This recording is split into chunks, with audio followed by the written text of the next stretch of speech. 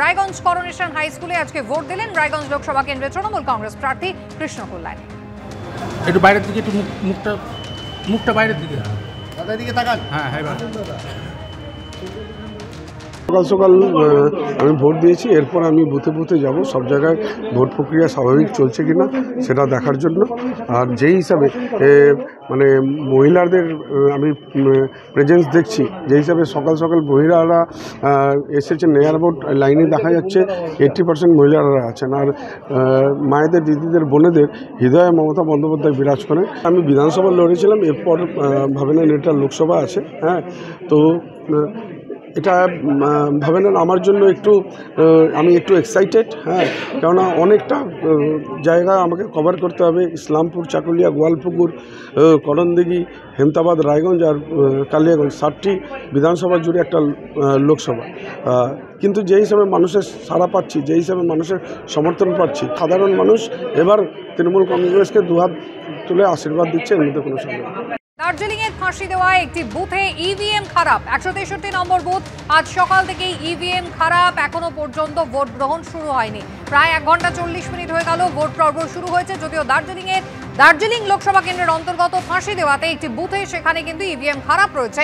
163 নম্বর booth, যেখানে vote প্রক্রিয়া এখনো শুরু করা যায়নি। শুভেন্দু ভট্টাচার্য আমাদের সাথে সরাসরি রয়েছেন। শুভেন্দু, লাইন তো দীর্ঘ, ভোট প্রক্রিয়া শুরু হয়নি।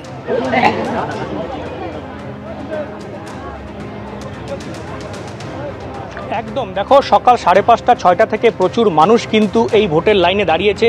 আমি ক্যামেরা পার্সন শুভকে দেখাতে বলবো সেই ছবি, যে একেবারে প্রচুর মানুষ কিন্তু এখনও ভোটের লাইনে দাঁড়িয়ে রয়েছে। যারা সকাল কেউ 5:30, কেউ 6টার সময় এসেছে, যে গরমের দিন সকাল সকাল তারা ভোট দিয়ে বাড়িতে চলে যাবেন। কিন্তু 7টা বাজার পর যখন ভোট শুরু হয়, কয়েকটি ভোট হওয়ার পরেই কিন্তু ইভিএম খারাপ হয়ে যাওয়ায় ভোট পুরোপুরি বন্ধ হয়ে যায় এবং প্রায় 8টা 35 নাগাদ নতুন ইভিএম নিয়ে আসা হয় এবং তারপরে কিন্তু এখন ভোট গ্রহণ প্রক্রিয়া শুরু হয়েছে, যেটা জানা যাচ্ছে। এবং এই জানিয়ে রাখি, এই যে 163 নম্বর বুথ, এই বুথে কিন্তু 1400 ভোটার রয়েছে এবং এই একটি বুথে 1400 এত সংখ্যক ভোটার, তার মধ্যে ভোট প্রক্রিয়া শুরু হতে এতটা দেরি হয়ে গেল যে সাধারণ মানুষের, ভোটারদের বক্তব্য যে কতক্ষণে তাহলে এই ভোট সম্পন্ন হবে, সেটাও কিন্তু একটা প্রশ্ন রয়েছে। ইতিমধ্যে আমি এখানে প্রচুর মানুষ যারা রয়েছে সকাল থেকে দাঁড়িয়ে, তাদের সাথে একটু কথা বলার চেষ্টা করবো। দাদা, আপনি তো সকাল থেকে দাঁড়িয়ে রয়েছেন? হ্যাঁ, সকাল থেকে দাঁড়িয়ে আছি। কটার সময় এসেছেন? 6টার দিকে, 5:30টার দিকে। কয় ঘন্টা হলো? মোটামুটি 3 ঘন্টা হতে চললো। হ্যাঁ, তো কি এখন কি ভোট শুরু হলো? কি বলছে? বলছে ভোট শুরু হচ্ছে, কই তো আসতেছে না, যাচ্ছে না, তো যাচ্ছে না, লাইন তো ক্লিয়ারে হচ্ছে। এই যে রোদ, সকাল থেকে রোদের মধ্যে দাঁড়িয়ে আছেন, কোনো তো ওখানে ছাউনি বা কিছু নেই? নাই, কিছু নাই, কিছু ব্যবস্থাই তো নেই, জলের ব্যবস্থা নাই, কিছু নাই।